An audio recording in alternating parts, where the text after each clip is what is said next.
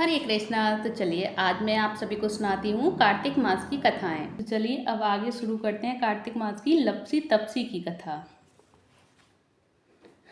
और ये कार्तिक मास की कथा आप एक दूसरे के साथ भी शेयर करें, जिससे आप सभी के साथ साथ और लोग भी पुण्य के भागी बन पाए। तो चलिए अब शुरू करते हैं तपसी और लपसी की कथा। तपसी और लपसी की कथा कौन सी होती है जो हमें कार्तिक मास में सुननी चाहिए? चलिए मैं सुनाती हूँ, आप सभी ध्यान से मन लगाकर सुने।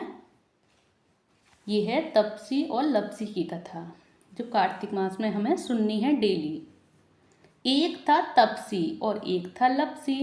तपसी तो भगवान की तपस्या करता था और लपसी रोजाना सवा सेर का हलवा बनाकर भगवान को भोग लगाकर बची कुची खुद खाता था।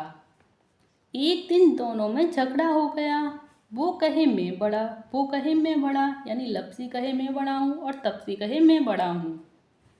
तो इसके बाद नारद मुनि देखने लगे, ऊपर से देख रहे थे और नारद मुनि फिर उनके पास आए, दोनों के पास। दोनों नारद मुनि से बोले हमारा फैसला कर दो। तो नारद जी बोले तुम्हारा फैसला मैं कल करूँगा। ऊपर से उन्होंने सोने की मुद्रा फेंक दी। तपसी ने सोने की मुद्रा को घुटने के नीचे दबा लिया। तो लपसी ने वहीं सवा सेर का हलवा बनाया, भोग लगाया, बचा कुचा आप खाया। इतने में नारद मुनि आए। दोनों उनसे कहने लगे कि आप हमारा फैसला कर दो। तो नारद जी ने कहा मैंने सोने की मुद्रा फेंकी थी, उसे किसने उठाया? तो वो मैंने उठाई। वो किसने उठाई? वो कहा मैंने नहीं उठाई और वो कहने लगा मैंने नहीं उठाई। यानी कि नारद मुनि कहने लगे जो मैंने सोने की मुद्राएं फेंकी थी वो किसने उठाई? तो तपसी तो कहने लगा मैंने नहीं उठाई और लपसी कहने लगा मैंने नहीं उठाई। तो नारद जी ने तपसी से कहा घुटना उठाओ अपना।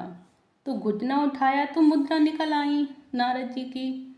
तो नारद जी बोले मुद्रा चुराने से तेरी तपस्या भंग हो गई, इसीलिए लपसी बड़ा है। तपसी कहने लगा मुझे मेरी तपस्या का फल कैसे मिलेगा? तो नारद जी बोले तेरी तपस्या का फल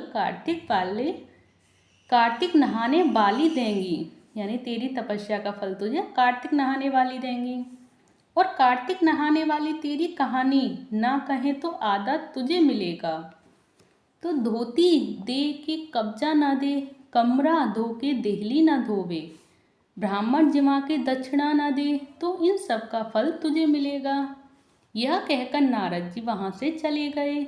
और लपसी तपसी जो 5 कहानी कहेगा वो माँ बाप की लाडली, कृष्ण जी की प्यारी, आदि हो तो पूरी करियो, पूरी हो तो पटा चढ़ियो। तो ये रही लपसी तपसी की कहानी, जो आप सभी को कैसी लगी प्लीज़ मुझे कमेंट बॉक्स में ज़रूर बताइएगा। क्योंकि कार्तिक मास में ये लपसी तपसी की कथा भी हमें ज़रूर सुननी चाहिए, जो मैंने आप सभी को सुनाई। आप एक दूसरे के साथ भी शेयर कर सकते हैं।